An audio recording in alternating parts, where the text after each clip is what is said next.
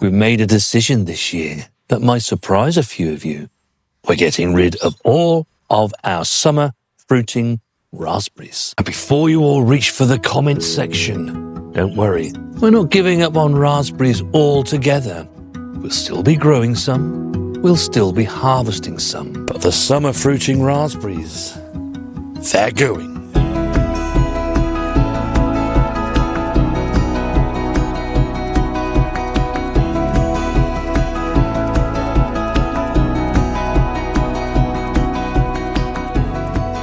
In this video, we shall be telling you exactly why we have made this decision.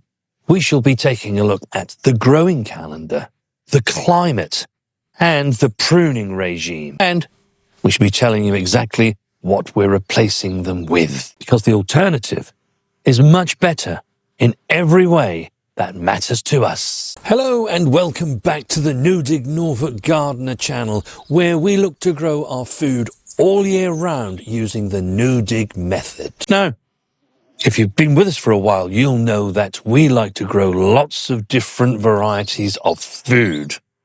That's the way we like it. But here's the honest truth that it took us a while to face up to. There's a window in this New Dig garden where everything goes absolutely mad between June and August, and everything just needs your attention all at the same time. Let me just tell you exactly what we are dealing with during that period, because it will help you to understand our decision.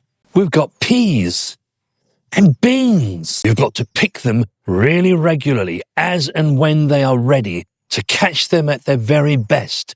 They need to be blanched, they need to be bagged and then frozen. And then there's the onions, the garlic, the shallots.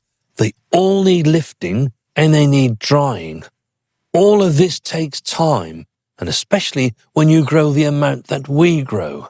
We look to ensure that we can keep ourselves in the alliums for most of the year. And then there's the strawberries.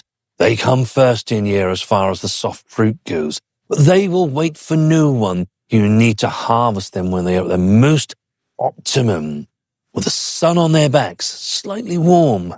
When they're ready, they're ready. And it's actually the same for most soft fruit, because following that in our No Dig Norfolk garden, we then have the gooseberries. They will all need harvesting. And then there's the black currants and the red currants. There is just so much that needs our attention to preserve at that time of the year. And if we don't do it, we won't be able to enjoy those flavours later on in the year when they're no longer available. And then you add these summer fruiting raspberries into the mix. It becomes too much. Not too much in that there's so much to harvest. Too much for our well-being to take. It just becomes too much. It becomes stressful. You feel under pressure. So much has to be done at that time of the year. And gardening should be about enjoying yourself, not about being stressed. When that happens, you need to sit down and have a conversation about why this is happening and what you can do about it. When we looked at the calendar, we could see that the summer period is absolutely jam-packed with preserving. And these summer fruiting raspberries were contributing to that crunch point. But they were also something that we could do about. The calendar was the main driving force behind this change. There are actually two other reasons why we also do not want to grow summer fruiting raspberries again. The climate problem. Here in our New Dig Norfolk garden, our summers are getting hotter. Year on year, the sun shines much brighter and much hotter than it ever did before. And what we have noticed is that over the last couple of years, our raspberries have actually been sunburnt. And, you spend all year nurturing those plants, getting them to a point where they're going to give you an abundant harvest. You miss a couple of days of picking, but it's been boiling hot. All of a sudden, the crop quality is greatly diminished. And then there's the pruning side of it. Now, for myself and Mrs. W, we've been doing that for some years, but In particular for new people, they struggle to think what they need to do when it comes to pruning summer fruiting raspberries. When you're choosing the plants that you want to grow, you have to be realistic about the conditions that you really have, not the ones that you wished you had. That's good gardening.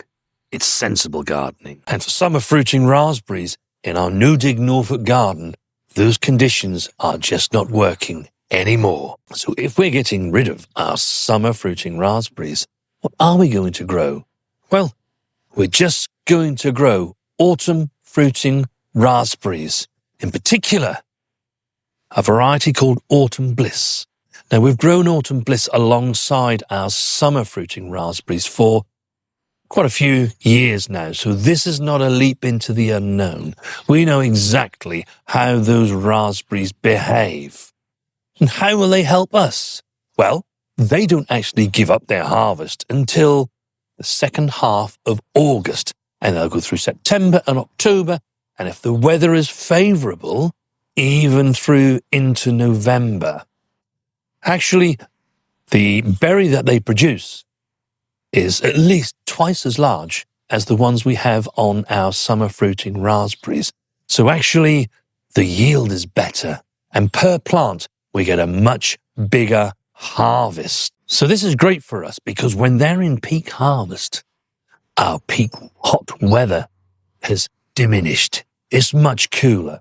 We also don't have as much in the garden that we need to be preserving. And so we can turn our attention to doing the best that we can with those raspberries. And given that everybody, myself and Mrs. W, our grandchildren, our own children, everybody loves the raspberries. So it's a win-win for all of us. And then there's the pruning regime. You just cut them down. At the end of the growing season, they grow on primer canes. So every year, new canes sprout up and you get a fresh harvest. All in all of that works for us, growing just autumn fruiting raspberries. Bigger yields. Yields that we can actually harvest because the peak of the heat is already gone by the time we want to harvest them. And of course, it's really, really easy to stay on top of your pruning regime. Do you grow raspberries? And if you do you grow summer fruiting raspberries or autumn fruiting raspberries? Or do you grow both? And have you ever had to make a decision like this, where you need to remove something that you actually really quite like, but it's become a necessity? Let us know in the comments. If you like this video, leave us a thumbs up.